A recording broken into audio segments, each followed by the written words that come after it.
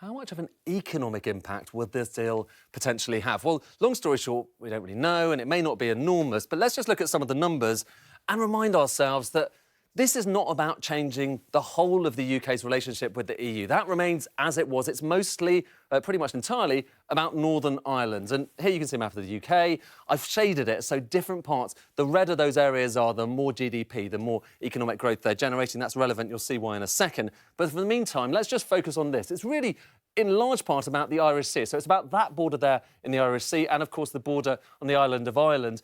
Right now, about 65% of all of the purchases in Northern Ireland that don't come from within Northern Ireland come from the rest of the UK. So you've still got lots of stuff going from over there to over there.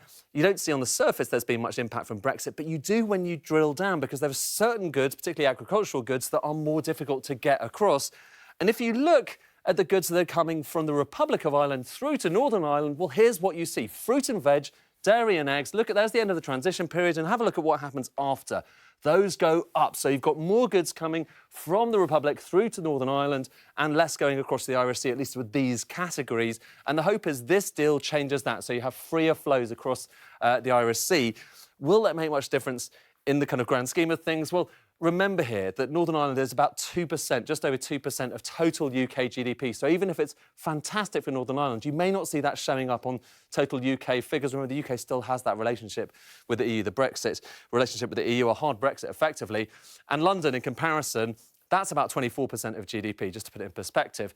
But one hope is potentially this does boost something else. This is business investment, how much money people are putting into the UK from overseas in particular. And you can see it went down post-Brexit.